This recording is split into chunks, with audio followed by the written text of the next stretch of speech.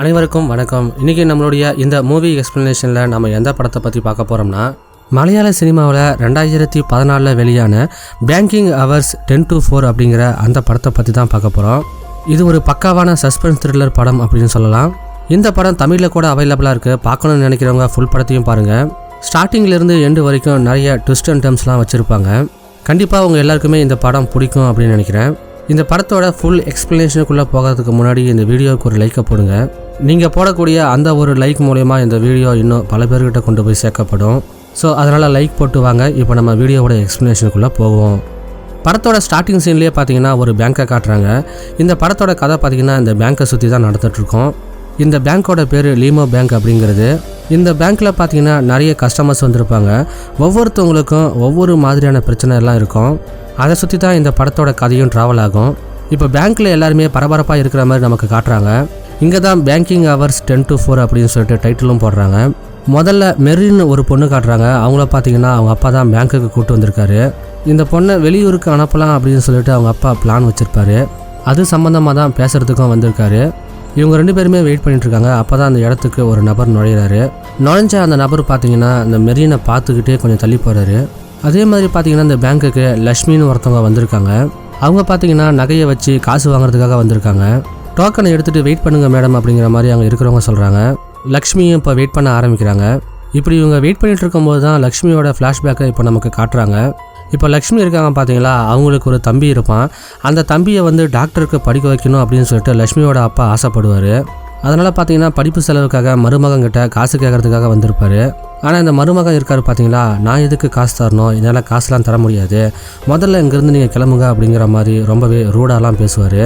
So இதனால் பார்த்தீங்கன்னா லக்ஷ்மியோட அப்பாவும் தம்பியும் மனம் உடைஞ்சு கிளம்பும்போது லக்ஷ்மி அப்பா நீங்கள் கவலைப்படாதீங்க, நான் ஏதாவது ஏற்பாடு பண்ணுறேன் அப்படிங்கிற மாதிரி அவர்கிட்ட சொல்லி அனுப்புகிறாங்க. இப்போ அப்பாவும் அவங்களோட தம்பியும் வீட்டுக்கு போயிட்டு இருக்கும்போது தான் லக்ஷ்மி கிட்டேருந்து அவங்களுக்கு ஒரு கால் வருது. லக்ஷ்மி பார்த்தீங்கன்னா அவங்க அப்பா கிட்ட என்னோட நகையை வச்சு நான் காசு கொடுக்குறேன், தம்பி படிக்கட்டும் அப்படிங்கிற மாதிரி சொல்கிறாங்க. அதெல்லாம் வேண்டாமா, பிரச்சனை ஆகிட போகுது அப்படிங்கிற மாதிரி லக்ஷ்மியோட அப்பா சொல்கிறாரு. அவருக்கு நகையை பற்றிலாம் தெரியாதுப்பா, நான் பார்த்துக்கிறேன், நாளைக்கு நீங்கள் பேங்க்குக்கு வந்துடுங்க அப்படிங்கிற மாதிரி அவங்கக்கிட்ட சொல்கிறாங்க. அதே மாதிரி இவங்களும் பேங்க்குக்கு வெளியில் வெயிட் பண்ணிகிட்ருக்காங்க. அப்போ இவங்களுக்கு ஃபோன் பண்ணுறாங்க. ஸோ அப்போ லக்ஷ்மி பார்த்தீங்கன்னா சீக்கிரமாக நான் வேலையை முடிச்சுட்டு வந்துடுறேன், வெளியில் பையறப்பா அவனை பார்த்துக்குங்க அப்படிங்கிற மாதிரி சொல்கிறாங்க. இப்போ ஒரு 4 பேரை நமக்கு காட்டுறாங்க. இவங்க 4 பேரும் பார்த்தீங்கன்னா பேங்க்கை கொள்ளையடிக்கக்கூடிய ஒரு பிளானோட தான் வந்திருப்பாங்க. இவங்க எல்லாருமே கொஞ்ச நேரம் திருட்டு முடிச்சுட்டுன்னுட்டு ஒருத்தரை மட்டும் வெளியிலே இரு அப்படின்னு சொல்லிட்டு இவங்க 3 பேர் உள்ளே போயிடுறாங்க. இப்போ பேங்க்குள்ளே வந்த இந்த 3 பேருமே ஒவ்வொரு இடமா சுற்றி பார்த்துட்ருக்காங்க. இப்போ ஒரு பொண்ணு 3 பசங்களோட வந்திருக்காங்க. இந்த பொண்ணோட பேர் பூஜா அப்படிங்கிறது. அவங்க ஃப்ரெண்டோட ஒரு வேலை விஷயமா வந்திருப்பாங்க. அது சம்மந்தமாக தான் அங்கே பேசிகிட்டு இருக்காங்க. இதே சமயம் இந்த பேங்க்குக்கு ஒரு ஃபாதரும் காசு கொஞ்சம் எடுக்கணும் அப்படின்னு சொல்லிட்டு வந்திருப்பாரு. இங்கே முன்னாடியே மெரீனை பார்த்துக்கிட்டே ஒரு பையன் போனான் பார்த்தீங்களா, அவனோட பேர் ராகுல் அப்படிங்கிறது. ராகுலை பார்த்து மெரீனும் ஏதோ பார்வையிலே பேசிகிட்டு இருக்காங்க. இந்த விஷயத்தெல்லாம் பக்கத்தில் இருந்த ஃபாதர் கவனிச்சுட்டு என்ன 2 பேருமே மாற்றி பேசிகிட்டு இருக்காங்க அப்படிங்கிற மாதிரி யோசிக்கிறாரு. என்னப்பா அந்த பொண்ணை லவ் பண்ணுறியா அப்படிங்கிற மாதிரி கேட்குறாரு. இங்கே இருக்கிற ராகுலும் ஆமான்னு சொல்கிறாரு. நடத்துங்க அப்படிங்கிற மாதிரி ஃபாதரும் அவங்கள கிண்டல் பண்ணுறாரு. ராகுல் பார்த்தீங்கன்னா எப்படியாவது சமயம் கிடைக்கும் போது மெரீன் கிட்ட பேசிடணும் அப்படின்னு சொல்லிட்டு அவருடைய 2 ஃப்ரெண்டையும் கூட கூட்டிகிட்டு வந்திருப்பாரு. இப்போ இந்த இடத்துல தான் இவங்க 2 பேருமே சம்மந்தப்பட்ட ஃப்ளாஷ்பேக்கை நமக்கு இப்போ காட்டுறாங்க. இப்போ மெரீனும் ஜிம்மில் எக்ஸசைஸ் எல்லாம் பண்ணிகிட்டு இருக்காங்க. இப்போ ராகுல் பார்த்தீங்கன்னா அவருடைய 2 நண்பர்களோட ஜிம்முக்கு வெளியே தான் வெயிட் பண்ணிட்டு இருப்பாரு. இப்போ ராகுல் பார்த்தீங்கன்னா அவங்களுக்கு ஒரு மெசேஜ் அனுப்பிச்சு அவங்கள வெளியில் வர வைக்கிறாரு. அவங்களும் வெளியில் ராகுல் கிட்ட பேச ஆரம்பிக்கிறாங்க.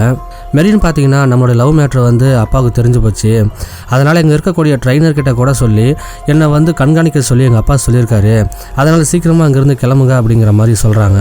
அதை மீறியும் ராகுல் இவங்ககிட்ட பேசிகிட்டு இருக்காரு. இவர் இந்த மாதிரி பேசிக்கிட்டு இருக்கிறத அங்கே இருக்கிற ட்ரைனரும் கவனிச்சிடுறாங்க. உடனே அவங்களும் பார்த்தீங்கன்னா மெரீனோட அப்பாவுக்கு தகவலையும் கொடுத்துட்றாங்க. இப்போ மெரீன் வீட்டுக்கு வந்த உடனே அவங்க அப்பா போட்டு பயங்கரமாக அடிக்கிறாரு. அந்த பையன் கூட சொத்தாதுன்னு எத்தனை தடவை சொல்கிறேன், இதுக்கப்புறம் மறுபடியும் அவங்க கூட சொத்தோன்னா அவ்வளோதான் அப்படிங்கிற மாதிரி பயங்கரமாக அவங்கள திட்டுறாரு. இப்போ பார்த்தீங்கன்னா அவங்களோட அக்கா இவளை இங்கே வச்சுருக்கிறது சரி கிடையாது, நம்ம வேறு ஊருக்கு எங்கன்னா அனுப்பிச்சி விட்டுடலாம் அப்படிங்கிற மாதிரி சொல்லிட்டு இருக்காங்க. அதுக்கான ப்ராசஸ்லாம் அப்பா பண்ண ஆரம்பிக்கிறாரு. இதை கண்டுபிடிச்ச மெரீன் பார்த்தீங்கன்னா இந்த விஷயத்த ராகுல் கிட்ட ஃபோன் பண்ணி சொல்கிறாங்க. அப்பாவும் ஒரு வெளிநாட்டுக்கு அனுப்புறதுக்கு முடிவு பண்ணிடுறாரு. அதுக்கான பேங்க் வேலைலாம் இருக்கும், அதுக்கு நாளைக்கு பொண்ணை கூட்டிகிட்டு போகணும் அப்படிங்கிற மாதிரி யோசிக்கிறாரு. இதெல்லாம் பக்கத்தில் இருந்து கேட்டுக்கிட்டே இருக்கக்கூடிய மெரீன் பார்த்தீங்கன்னா பேங்க்கில் தான் நம்ம பேசுகிறதுக்கு கடைசியாக ஒரு வாய்ப்பு கிடைக்கும், அங்கே தான் ஏதாவது பண்ணணும் அப்படிங்கிற மாதிரி ராகுல் கிட்ட சொல்லிக்கிட்டு இருக்காங்க. தேவைப்பட்டா இந்த பேங்க்ல இருந்தே ஓடி போயிடலாம் அப்படிங்கிறது தான் ராகுல் அண்ட் மெரினோட பிளானாக இருக்கும். அதுக்காக தான் ராகுல் அவரோட நண்பர்களோட இந்த பேங்க்குக்கு வந்திருக்காரு அப்படிங்கிறத நமக்கு காட்டுறாங்க. அடுத்தது பார்த்தீங்கன்னா ஹரி அப்படிங்கிற ஒரு நபரை காட்டுறாங்க. அவர் ரொம்ப பதட்டமாக இந்த பேங்க்குள்ளே நுழையிறாரு. நுழைஞ்சவர் 2 கோடி ரூபாய் எடுக்கணும் அப்படிங்கிற மாதிரி சொல்கிறாரு. 2 கோடி ரூபாயா, சரி வெயிட் பண்ணுங்க அப்படிங்கிற மாதிரி அவரையும் உட்கார சொல்கிறாங்க. இவரும் ரொம்ப பதட்டமாக வெயிட் பண்ணிட்டு இருக்காரு. இவர் ஏன் இந்த அளவுக்கு பதட்டப்படுறாரு அப்படிங்கிறத ஒரு ஃப்ளாஷ்பேக் மூலமா நமக்கு காட்டுறாங்க. இவருடைய ஒய்ஃப் இருக்காங்கல்ல, பொண்ணை ஸ்கூலுக்கு கூப்பிட்டு போகலான்னு நினைக்கிறாங்க. பார்த்தா இவங்களுடைய பர்ஸை வீட்லேயே விட்டு வந்திருப்பாங்க. இங்கேயே இருமா, அம்மா எடுத்துகிட்டு வந்துடுறேன் அப்படின்னு சொல்லிட்டு குழந்தைய காருக்குள்ளே விட்டு போயிடுறாங்க. அந்த கேப்பில் பார்த்தீங்கன்னா ரெகுலராக இந்த பொண்ணை ஃபாலோ பண்ணிகிட்ருக்க ஒரு சில பேர் வந்து அந்த பொண்ணை கிட்னாப் பண்ணிடுறாங்க. இப்போ தான் அம்மா கார் எடுக்கிறதுக்காக வராங்க. அப்போ தான் அந்த பொண்ணு காணாமல் போய்கிறது அவங்களுக்கு தெரிய வருது. உடனே தான் ஹரிக்கு கால் பண்ணி இந்த தகவலை கொடுத்துருப்பாங்க. ஹரியும் வேகமாக வீட்டுக்கு வந்துடுறாரு. அப்போ என்ன பண்ணுறதுன்னு தெரியாமல் 2 பேரும் முடிச்சிட்ருக்காங்க. அப்போ தான் கடத்தினவங்ககிட்ட இருந்து கால் வருது. உங்கள் குழந்தை எங்கள் கிட்ட தான் இருக்குது, அடுத்த 5 மணி நேரம் தான் உங்களுக்கு டைம் இருக்குது, அதுக்குள்ளே 2 கோடி ரூபா தரணும் அப்படிங்கிற மாதிரி சொல்லி மிரட்டுறாங்க. இவர்கிட்ட காசு இருக்கிறது தெரிஞ்சு தான் தூக்கியிருக்காங்க போல். இவரும் சீக்கிரமாக நான் எடுத்துகிட்டு வந்து தந்துடுறேன் அப்படிங்கிற மாதிரி சொல்கிறாரு. காசை சீக்கிரமாக எடுக்கணும் அப்படின்னு சொல்லிட்டு ஹரி எங்கே வெயிட் பண்ணிட்டு இருக்கும்போது இப்போ கஸ்டமராக வந்திருக்கக்கூடிய ஸ்டீஃபன் அப்படிங்கிற நபரை காட்டுறாங்க. செக்யூரிட்டியும் ஒரு லேடியும் கொஞ்சம் பேசிக்கிட்டு இருக்கிறத அவர் பார்க்குறாரு. வேலை செய்கிற இடத்துல இப்படி தான் கொஞ்சிக்கிட்டு இருப்பீங்களா அப்படிங்கிற மாதிரிலாம் அவர் கேட்குறாரு. இவர் யார் என்ன அப்படிங்கிறது தெரியாதனால இவங்க 2 பேருமே அமைதியாகிடுறாங்க. ஸோ இப்போ இன்னொருத்தர்கிட்ட வந்து ஷேர் மார்க்கெட்டில் இன்வெஸ்ட்மெண்ட் பண்ணால் நல்லா இருக்குமா அப்படிங்கிற மாதிரி கேட்குறாரு. அதை தாண்டி ஒவ்வொருத்தர்கிட்ட ஒவ்வொரு மாதிரி இவர் பேசிகிட்டு இருக்காரு அப்படிங்கிறதெல்லாம் நமக்கு காட்டுறாங்க. அடுத்தது இந்த கதையில் முக்கியமான கேரக்டரான அஜய் அப்படிங்கிறவர் இந்த பேங்க்குக்கு வரதை நமக்கு காட்டுறாங்க. வந்தவர் நேராக மேனேஜரை மீட் பண்ணி, அப்பா உங்ககிட்ட சொல்லியிருப்பாருன்னு நினைக்கிறேன், நான் இன்றைக்கி உடனே ஃபாரின் போகணும், மொத்த காசு எல்லாத்தையும் எடுக்கணும் அப்படிங்கிற மாதிரி அவர்கிட்ட பேசிகிட்டு இருக்காரு. ஓகே பண்ணிடலாம் அப்படின்னு சொல்லிட்டு மேனேஜர் சொல்கிறாரு. இப்போ பார்த்தீங்கன்னா அவர் வந்து காசை எடுக்கிறதுக்கான ஃபார்ம் எல்லாம் ஃபில் பண்ணி கொடுத்துட்ருக்காரு. இப்போ அங்கே இருக்கக்கூடிய லேடியை பார்த்து கடலை போடுற மாதிரியெல்லாம் பேசுகிறாரு. இங்கே தான் அஜயோட ஃப்ளாஷ்பேக்கை நமக்கு காட்டுறாங்க. அஜயை பொறுத்த வரைக்கும் பார்த்தீங்கன்னா ஏகப்பட்ட பொண்ணுங்கக்கிட்ட பழகிட்டு இருப்பார். அது மட்டும் இல்லாமல் கல்யாணம் ஆன ஒரு லேடிக்கிட்டையும் க்ளோஸாக பேசிகிட்டு இருப்பார். இதில் பார்த்தீங்கன்னா அந்த லேடியோட ஹஸ்பண்டுக்கு அஜயை பற்றின தகவல் தெரிய வந்துடும். இதனால் அவர் அடிக்கிறதுக்கு ஆளெல்லாம் செட் பண்ணியிருப்பார். அந்த ஆட்களும் அஜயை வந்து பயங்கரமாக போட்டு அடிக்கிறாங்க. இதுக்கப்புறம் அந்த லேடிக்கிட்ட பேசின தொலைச்சிடுவோம் அப்படிங்கிற மாதிரி பயங்கரமாக அடிச்சுட்டு கிளம்புறாங்க. இதுக்கெல்லாம் அஜய் கொஞ்சம் கூட அசர மாட்டார். ஏற்கனவே இந்த மாதிரி பல பிரச்சனையை பார்த்துருப்பார் போல். இவர் பண்ணிக்கிட்டு இருக்கக்கூடிய இந்த விஷயம் வீட்டுக்கும் தெரிய வந்துடுச்சு. இப்போ அவர் வீட்டுக்கு வந்த உடனே அப்பா அவரை பயங்கரமாக பிடிச்சி கத்த ஆரம்பிக்கிறாரு. இவருக்கு பார்த்தீங்கன்னா அவங்க மாமா பொண்ணு கொடுக்குறதா சொல்லியிருப்பாரு. இப்போ இதனால் அவங்க மாமாவோட மைண்டும் மாறிடுது. இந்த மாதிரி ஒருத்தனுக்கு என் பொண்ணை தரமாட்டேன் அப்படிங்கிற மாதிரி சொல்கிறாரு. இதுக்கப்புறம் பையன் இந்த ஊரில் இருந்தால் நமக்கு தான் அசிங்கம் அப்படிங்கிற மாதிரி அஜயோட அப்பா யோசிக்க ஆரம்பிக்கிறாரு. அதனால் நீ ஃபாரினுக்கு போயிடு அப்படிங்கிற மாதிரி அவங்க அப்பா சொல்ல இவனும் சரின்னு சொல்லிடுறான். சரி அக்கௌண்ட்டில் இருக்கக்கூடிய காசை எடுத்துக்கோ, இன்றைக்கி மதியானம் ஃப்ளைட் இருக்குது அப்படிங்கிற மாதிரி அவங்க அப்பா சொல்லியிருப்பார். இப்போ அது சம்மந்தமாக தான் அந்த அக்கௌண்ட்டை கிளியர் பண்ணுறதுக்காக இவன் பேங்க்குக்கு வந்திருக்கான் அப்படிங்கிறத நமக்கு புரிய வைக்கிறாங்க. இப்போ அடுத்ததாக பேங்க்கை கொள்ளையடிக்கிறதுக்காக வந்த அந்த 4 பேருடைய ஃப்ளாஷ்பேக்கை நமக்கு காட்டுறாங்க. அவங்க 4 பேருமே பார்த்தீங்கன்னா இந்த பேங்க்கில் கொள்ளையடிக்கிறதுக்காக தான் பிளான் போட்டிருப்பாங்க. எல்லா பிளானையும் பக்காவாக போட்டிருப்பாங்க. நிறைய வாட்டி அந்த பேங்க்குள்ளெல்லாம் வந்து பார்த்துருப்பாங்க. வச்சிருக்கக்கூடிய காசு காலி ஆகிடுச்சுன்னா உள்ளேருந்து காசு எடுத்துகிட்டு வருவாங்க. அந்த மாதிரி மேனேஜர் எடுக்க போகும்போது மேனேஜரை லாக் பண்ணி காசை தூக்கணும் அப்படிங்கிற மாதிரிலாம் யோசிக்கிறாங்க. அதில் பார்த்தீங்கன்னா கரண்ட்டை கட் பண்ணால் வேலை ஈஸியாக முடிஞ்சிடும்ல, கரண்ட்டை கட் பண்ணிவிடுவோம் அப்படிங்கிற மாதிரி பிளான் போட்டுட்ருப்பாங்க. அதுக்கடுத்தது கரண்ட்டு கட் ஆச்சுன்னா உடனே ஜென்ரேட்டர் ஆன் ஆகிடும். அதனால் ஜென்ரேட்டர் ஆனாத அளவுக்கு ஜென்ரேட்டர் ரிப்பேர் பண்ணி விட்டுறணும் அப்படிங்கிற மாதிரிலாம் பேசியிருப்பாங்க. ஏறக்குறைய எல்லா வேலையும் இவங்க முடிச்சிடுறாங்க. இதை பற்றி இவங்க பேசிகிட்டு இருக்கும்போது தான் அதில் ஒரு பையனுக்கு ஃபோன் கால் வருது. அவருக்கு கேர்ள் ஃப்ரெண்டுக்கிட்ட இருந்து அந்த கால் வரதுனால இதை பார்க்குற மற்ற 3 பேரும் பயங்கரமாக டென்ஷன் ஆகிடுறாங்க.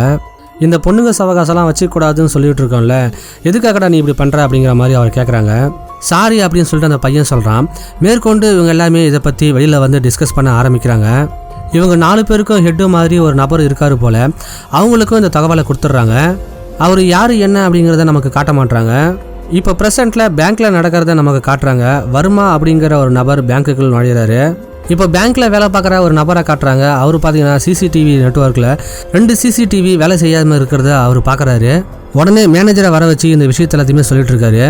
அது எப்படி ஆட்டோமேட்டிக்காக கட் ஆகும், சரி அது என்ன ஏதுன்னு பார்ப்போம், உடனே வந்து அது சம்மந்தப்பட்ட டெக்னீஷியன்ஸை வர சொல்லுங்கள் அப்படிங்கிற மாதிரி சொல்கிறாரு. இவரும் கால் பண்ணி அந்த டெக்னீஷியன்ஸை வர சொல்லிடுறாரு. இப்போ சிசிடிவி கேமராவை சரி பண்ணுறதுக்காக ஒரு நபர் வந்திருக்காரு. அவர் வந்து அது கண்ட்ரோல் ரூம் எங்கே இருக்குது அப்படிங்கிற மாதிரி இன்னொருத்தர்கிட்ட கேட்டுட்ருக்காரு. இந்த பேங்க்கில் வேலை பார்க்குற ரவிங்கிறவர் தான் இந்த வழியாக போங்க அப்படிங்கிற மாதிரி அவர் அனுப்பிச்சி விட்றாரு. அப்போ பார்த்தீங்கன்னா எப்போவுமே சிசிடிவி ரிப்பேர் பண்ணுறதுக்கு வேறு ஒருத்தர் தானே வருவார், அவர் வரலையா அப்படிங்கிற மாதிரி பேங்க் எம்ப்ளாயி வந்து அவர்கிட்ட கேட்குறாரு. அவருக்கு வேறு வேலை வந்துச்சு, அதனால தான் நான் வந்தேன், நான் பார்த்துக்கிறேன் அப்படிங்கிற மாதிரி சொல்லிட்டு அவரும் ரிப்பேர் பண்ணுற வேலையெல்லாம் பார்க்க ஆரம்பிக்கிறாரு. அடுத்தது பார்த்தீங்கன்னா ஒரு இன்ஸ்பெக்டர் பேங்க்குக்கு வராரு. அவர் பார்த்தீங்கன்னா நேராக மேனேஜர்கிட்ட தான் பேசுகிறதுக்கு வராரு. லாஸ்ட் டைம் இன்ஸ்பெக்டர் இந்த பேங்க்குக்கு வரும்போது கிரிமினல் பேக்ரவுண்டு இருக்கிறவன் இதில் வேலை பார்த்துட்டு இருப்பான். அதை பற்றி இன்ஸ்பெக்டர் சொல்லியிருப்பார். சார், நீங்கள் சொன்ன உடனே அவனை வேலையை விட்டு தூக்கிட்டேன், அடிக்கடி இந்த மாதிரிலாம் இங்கே வராதிங்க, ஏன்னா கஸ்டமர் என்ன நினைப்பாங்க தெரியாது சார் அப்படின்னு சொல்லிட்டு அவர்கிட்ட ப்ளீஸ்னு கேட்குறாரு. சரி இதை கேட்குறதுக்காக தான் வந்தேன் அப்படின்னு சொல்லிட்டு இன்ஸ்பெக்டரும் கிளம்புறாரு. இப்போ அந்த பேங்க்குள்ளே இருக்கக்கூடிய வர்மா பார்த்தீங்கன்னா எல்லாரையும் குறுன்னு பார்த்துட்ருக்காரு. இப்போ வர்மா கிட்ட பேசுறதுக்காக ஃபாதர் வராரு. உன்னை நான் எங்கேயோ பார்த்துருக்கேன், நீ இவங்களுடைய பையன் தானே அப்படிங்கிற மாதிரி கேட்குறாரு. இல்லை நான் அவங்களுடைய பையன் இல்லை அப்படிங்கிற மாதிரி அவரும் சொல்கிறாரு. அப்போ நீ யாரோட பையன் அப்படிங்கிற மாதிரிலாம் இந்த ஃபாதர் தொடர்ந்து அவர்கிட்ட பேசிக்கிட்டே இருக்காரு. இப்போ தான் பேங்க்கில் ஒரு சண்டை நடக்குது. எல்லாருமே அந்த சண்டை நடக்கிற இடத்த தான் பார்க்குறாங்க. ஆக்சுவலாக கார் லோன் விஷயமா பூஜாவும் அவங்களுடைய ஃப்ரெண்ட்ஸும் வந்திருப்பாங்க இல்லைங்களா, அவங்க ஃப்ரெண்ட்ஸுங்க கிட்ட தான் அஜய் சண்டை போட்டுட்ருக்கான். என்ன சண்டைன்னு தெரியல, 2 டீமும் பயங்கரமாக சண்டை போட்டுட்ருக்காங்க. சுற்றி இருக்கிறவங்க எல்லாமே வந்து அந்த சண்டையை மறித்து விட்றாங்க. குறிப்பாக வர்மா தான் முன்னாடி நின்று இந்த சண்டையை பிரித்து விடுவார். இப்போ தான் வர்மா யாருங்கிறத நமக்கு காட்டுறாங்க. வர்மாவை பொறுத்த அளவுக்கு அவர் ஒரு போலீஸ் ஆஃபீஸராக தான் இருப்பார். போலீஸ்க்கு ஒரு தகவல் கிடைச்சிருக்கும், அதனால தான் வர்மா இந்த இடத்துக்கு வந்திருப்பார். இப்போ அவங்களுக்கு எப்படி தகவல் கிடைச்சிது அப்படிங்கிறத நமக்கு காட்டுறாங்க. பேங்கை கொள்ளையடிக்கிறதுக்காக அந்த 4 பேர் சேர்ந்து பிளான் போட்டாங்கல்ல, அதில் ஒருத்தவன் நல்லவனாக மாறிடுவான். அவன் தான் போலீஸ்க்கு கால் பண்ணியிருப்பான். போலீஸ்கிட்ட எல்லா விஷயத்தையும் சொன்னவன் அதுக்கு அடுத்தது அவன் கேர்ள் ஃப்ரெண்டுக்கு கால் பண்ணி பேசுகிறான். நீ சொன்ன மாதிரியே நான் திருந்திட்டேன், நான் அவங்களையும் மாட்ட வைக்கிறதுக்கான ஏற்பாடை பண்ணியிருக்கேன், நம்ம 2 பேரும் சேர்ந்துடலாம் அப்படிங்கிற மாதிரி கேட்குறாரு. அந்த பொண்ணும் சரிங்கிற மாதிரி ஏற்றுக்கிறாங்க.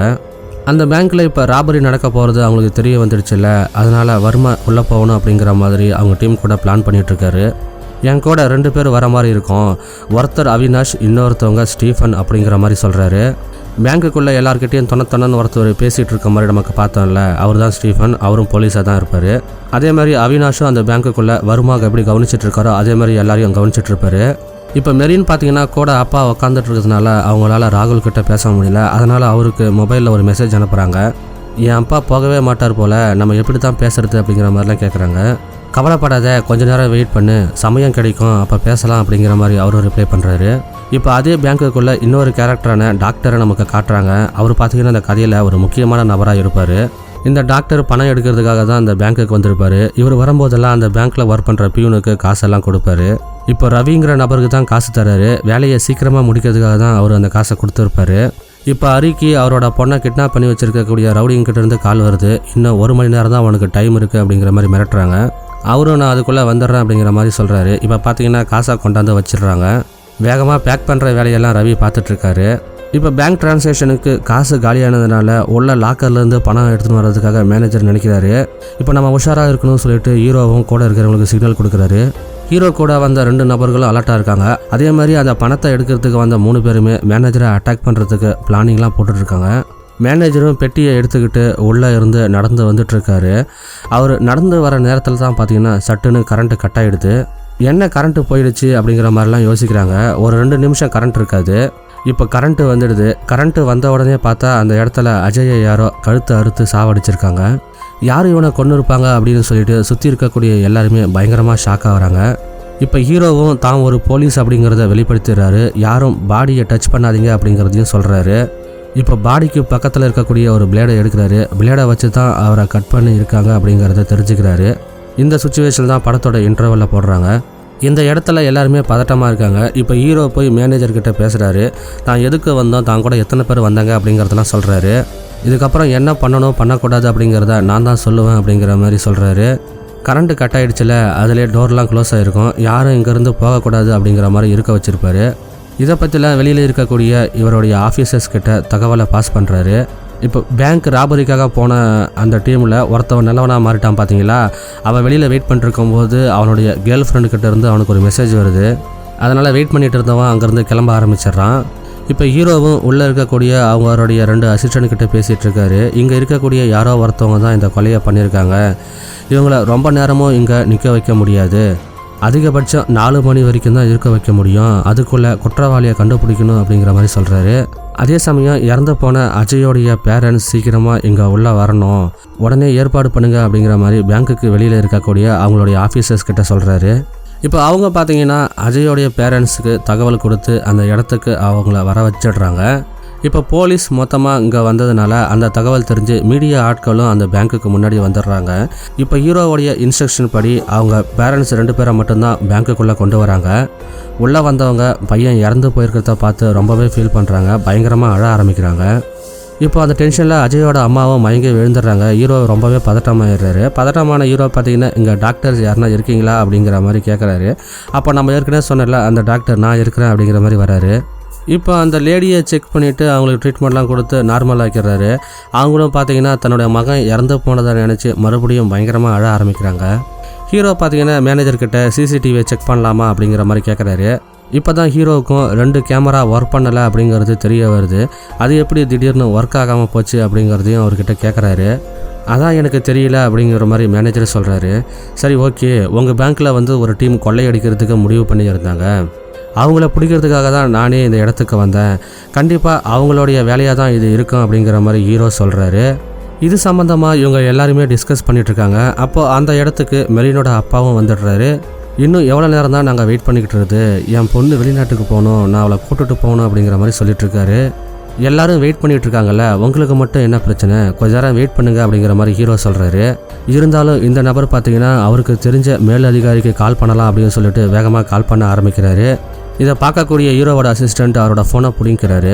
இந்த சுச்சுவேஷன் தான் ஹீரோ எல்லாருக்கிட்டையும் இருக்கக்கூடிய ஃபோனை வாங்கிட்டு எல்லா ஃபோனையும் சுவிட்ச் ஆஃப் பண்ணி வை அப்படிங்கிற மாதிரி ஆர்டர் போடுறாரு. இப்போ ஹீரோவோட ஆர்டர் படி எல்லாரும் அவங்கவுங்க ஃபோனை எடுத்து போலீஸ்கிட்ட கொடுத்துட்றாங்க. ஆனால் இந்த ஹரிக்கு பார்த்தீங்கன்னா கால் வந்துகிட்டே இருக்கும்ல, அதனால் ஹரி என்னோடய ஃபோனை தரமாட்டேன் அப்படிங்கிற மாதிரி சொல்கிறாரு.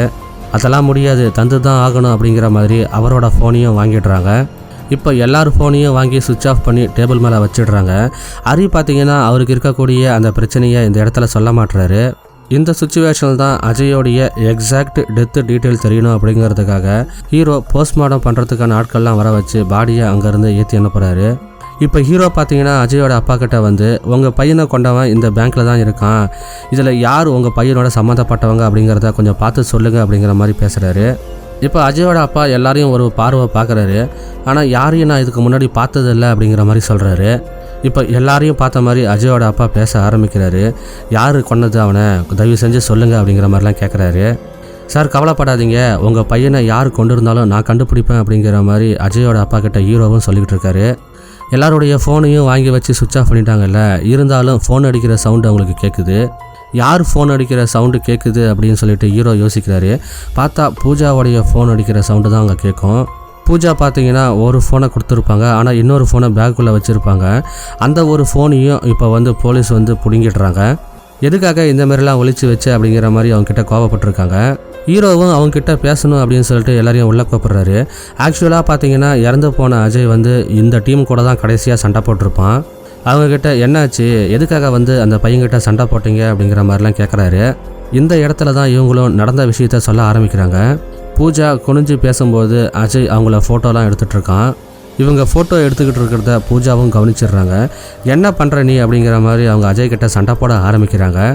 இவன் இந்த மாதிரி பண்ணியிருக்கான்றது அவங்க ஃப்ரெண்ட்ஸுக்கு தெரிஞ்சதுக்கப்புறம் தான் ஃப்ரெண்ட்ஸும் அவங்கள சண்டை போட்டிருப்பாங்க.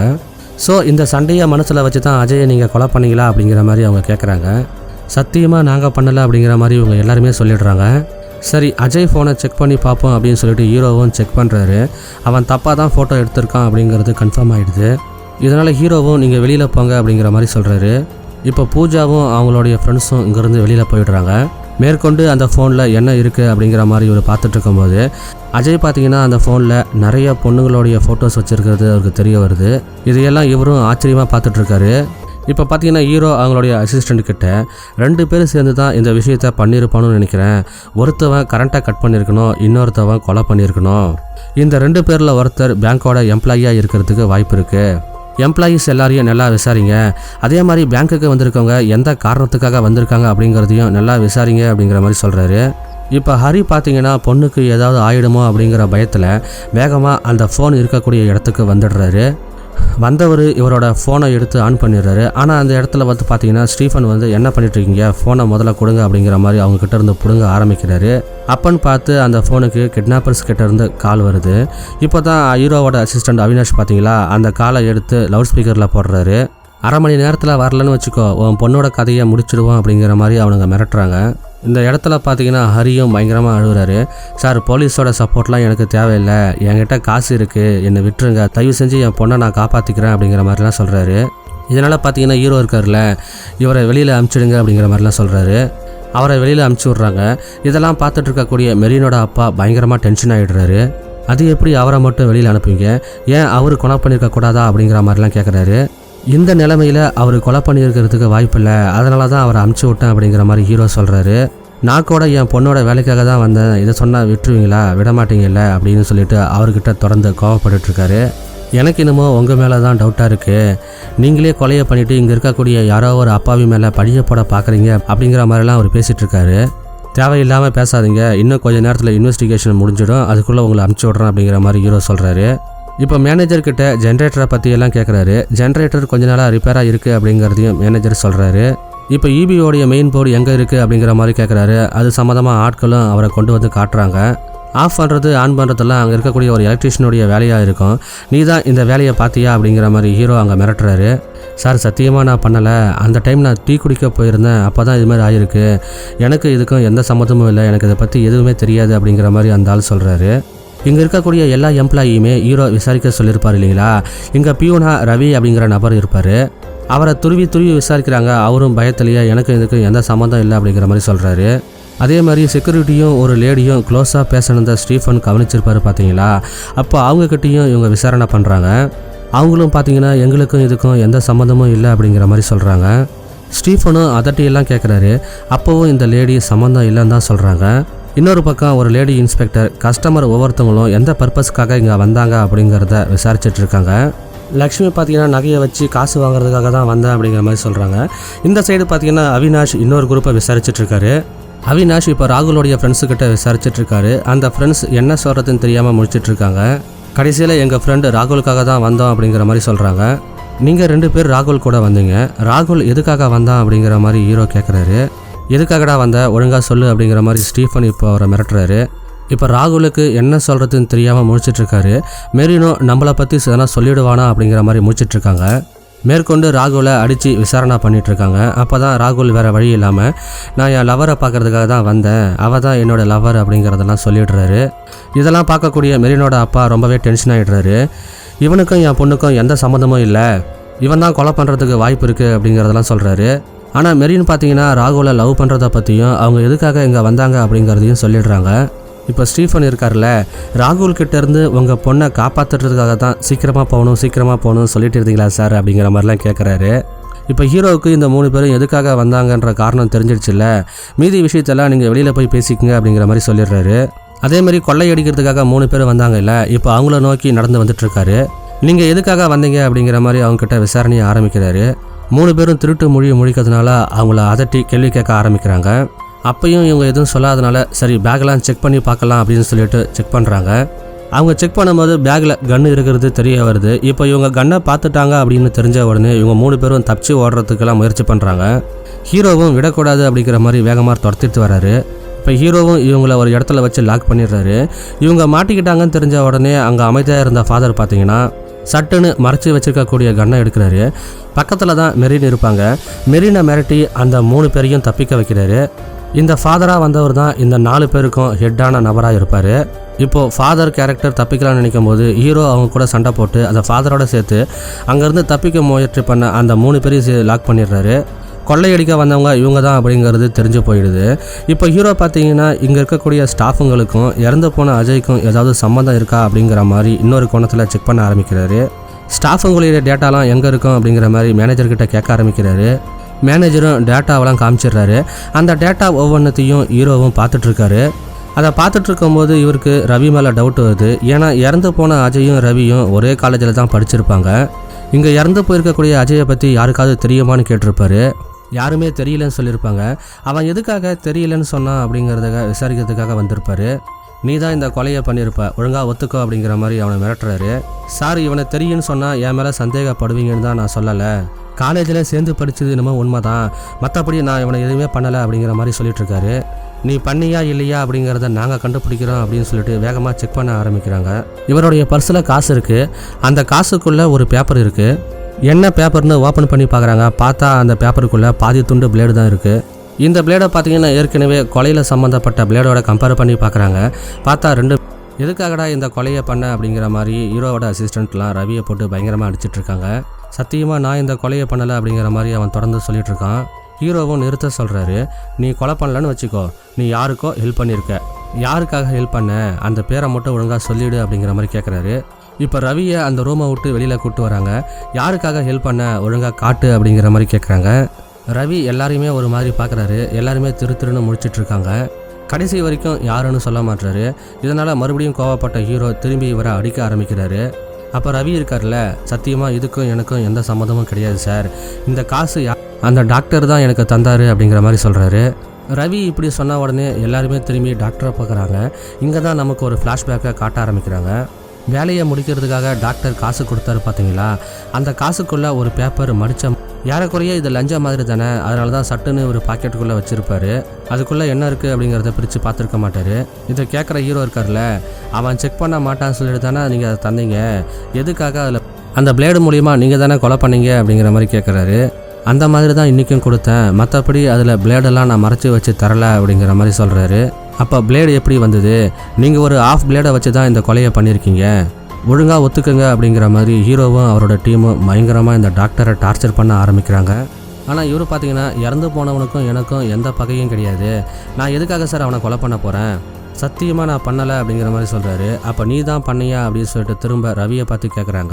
ரவியும் நான் பண்ணலைன்னு சொல்கிறாரு. இப்போ ஹீரோ இருக்கார்ல, இவங்க 2 பேருமே பண்ணலைன்னா இங்கே இருக்கக்கூடிய யாரோ ஒருத்தவங்க தான் பண்ணியிருக்கீங்க, அது யாருன்னு நான் கண்டுபிடிக்கிறேன் அப்படிங்கிற மாதிரி ஒவ்வொருத்தரையாக பார்த்துட்ருக்காரு. இங்கே இருக்கக்கூடிய எல்லாருமே திருட்டு மொழி முடிச்சிட்ருக்காங்க. இப்படி பார்த்துக்கிட்டே வந்தவர் ராகுலோடைய ஃப்ரெண்டு இருக்கக்கூடிய இடத்துக்கு வர்றாரு. ராகுலோடைய ஒரு ஃப்ரெண்டு பேர் விஷ்ணுங்கிறது. விஷ்ணுவோடைய கையை பிடிச்சி சட்டுன்னு இழுக்கிறாரு. நீ தான் இந்த விஷயத்தை பண்ண அப்படிங்கிற மாதிரி சொல்கிறாரு. இதனால் இவருடைய அசிஸ்டண்ட்டும் கோவப்பட்டு பயங்கரமாக அவர் அடிக்கிறாங்க. ஒழுங்கு மரியாதையாக உண்மையை சொல்லுடா அப்படிங்கிற மாதிரிலாம் அவங்ககிட்ட கேட்டுட்ருக்காங்க. சத்தியமாக எனக்கும் இதுக்கும் சம்மந்தம் இல்லைங்க அப்படிங்கிற மாதிரி விஷ்ணு சொல்கிறான். நீ தான் கரண்ட்டை கட் பண்ண, யாருக்காகடா கட் பண்ண, உண்மையை சொல்லுடா அப்படின்னு சொல்லிட்டு அசிஸ்டண்ட் எல்லாம் தொடர்ந்து அவனை பயங்கரமாக அடித்து டார்ச்சர் பண்ணுறாங்க. அவன் திரும்ப இல்லை அப்படிங்கிற மாதிரி தான் சொல்லிட்டு இருக்கான். அடித்தது போதும் நிறுத்துங்க, அவன் எவ்வளோ அடித்தாலும் சொல்ல மாட்டான் போல அப்படிங்கிற மாதிரி ஹீரோ சொல்லிட்டு இருக்காரு. இந்த மாதிரி பேசிகிட்டு இருக்கக்கூடிய ஹீரோ இருக்கார் இல்லைங்களா, இப்போ ஸ்டீஃபனை பார்க்குறாரு. என்ன ஸ்டீஃபன், நீங்கள் தான் பண்ணீங்களான்னு கேட்குறாரு. என் கூடையே இருக்கிறதுனால உங்களை சந்தேகப்பட மாட்டேன்னு நினைக்காதீங்க, நான் எல்லாரையுமே சந்தேகப்படுவேன் அப்படிங்கிற மாதிரி ஹீரோ சொல்கிறாரு. பிளேடால் இந்த கொலை நடக்கலை அப்படிங்கிற மாதிரி ஹீரோவுக்கு ஒரு டவுட் இருந்திருக்கும். அந்த டவுட்டு டாக்டரை செக் பண்ணது மூலயமா எனக்கு கன்ஃபார்ம் ஆகிடுச்சின்னு சொல்கிறாரு. பாடியை போஸ்ட்மார்ட்டம் பண்ண டாக்டர் பார்த்தீங்கன்னா பிளேடால் இந்த கொலை நடக்கலை, இதை விட ஷார்ப்பான வேறு ஏதோ ஒரு பொருளை வச்சு தான் கட் பண்ணி இருப்பாங்க அப்படிங்கிற மாதிரி சொல்லியிருப்பாரு. அந்த அவினாஷ் பார்த்தீங்கன்னா ஒரு செயின் போட்டிருப்பாரு, அந்த செயினில் இருக்கிறத வச்சு தான் கட் பண்ணி இருக்காரு அப்படின்னு சொல்லிட்டு ஹீரோ சொல்லிட்டு இருக்காரு. நீ தான் பண்ண, அது எனக்கு தெரியும் அப்படிங்கிற மாதிரி ஒரு ஃப்ளாஷ்பேக்கை சொல்ல ஆரம்பிக்கிறாரு.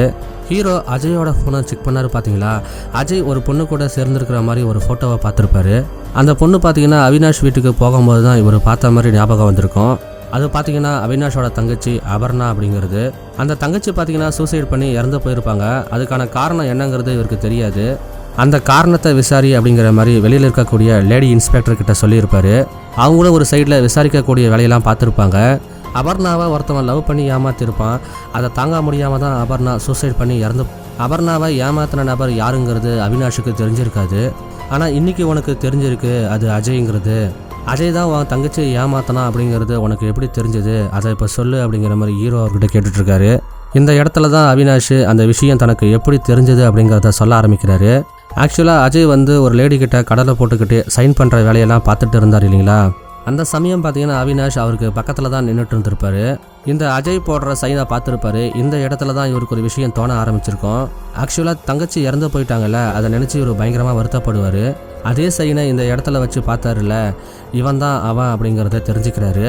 அவினாஷ் பார்த்தீங்கன்னா இந்த இடத்துக்கு வரும்போது விஷ்ணுவை மீட் பண்ணியிருப்பார். விஷ்ணுனா அது ராகுலோடைய ஃப்ரெண்டு தான். ராகுலோடைய ஃப்ரெண்டு விஷ்ணு இவருக்கும் ஃப்ரெண்டாக தான் இருப்பார். காலேஜ் டைமில் இவங்க ஒன்றா படிச்சிருப்பாங்க. அஜய் சைன் போட்டதை பார்த்ததுக்கு அப்புறம் தான் கொல்லணும்னு முடிவு பண்ணியிருப்பார். அவர் பார்த்தீங்கன்னா கொல்றது நாமளாக இருக்கணும், மாற்றுறது வேறு யாராவது இருக்கணும் அப்படிங்கிற மாதிரி தான் நினச்சிருப்பார். ஒரு பிளேடு எடுத்து உடச்சிடுவார். உடச்சி ஒரு பீஸை மட்டும் பேப்பரில் எடுத்து மடித்து வச்சுடுவார். அந்த டாக்டர் பார்த்தீங்கன்னா அவரோட பர்ஸை வெளியில் வச்சுட்டு தான் வேலையை எல்லாமே பார்த்துட்டு இருந்திருப்பார். இவர் பார்த்தீங்கன்னா சைலண்ட்டாக அந்த பர்ஸுக்குள்ளே இருக்கக்கூடிய காசை எடுத்து காசில் அந்த பேப்பரில் மடித்த பிளேடை உள்ளே வச்சுடுவார். அதே சமயம் விஷ்ணுக்கிட்ட பேசணும் அப்படிங்கிற மாதிரி தள்ளி வர வச்சிடுறாரு. என் தங்கச்சியை ஏமாத்தினவன் இங்கே தான் இருக்கான், அவன் மதியானம் இன்னைக்கு நம்ம நாட்டை விட்டே போயிடுவான், எனக்கு இப்போ தான் அவனை கொல்றதுக்கான வாய்ப்பு கிடைச்சிருக்கு, நீ போய் லைட்டை மட்டும் ஆஃப் பண்ணு, நான் அவன் கதையை முடிச்சிடுறேன் அப்படிங்கிற மாதிரி சொல்கிறாரு. ஸோ விஷ்ணு தான் வந்து லைட்டை ஆஃப் பண்ணியிருப்பார். இவர் என்ன பண்ணியிருப்பாருன்னா அவர் கழுத்தில் போட்டிருந்த அந்த டாலர் மூலயமா தான் அவன் கழுத்தை அறுத்துருப்பார். டாலரில் ஒட்டி இருந்த ரத்தத்தை எல்லாமே அந்த பிளேடில் ஒட்ட வச்சுடுவார். அதுக்கப்புறம் அந்த பிளேடை மட்டும் அந்த இடத்துல போட்டுருவார். லைட்டு வந்தோடனே நார்மலாக நிற்பார்.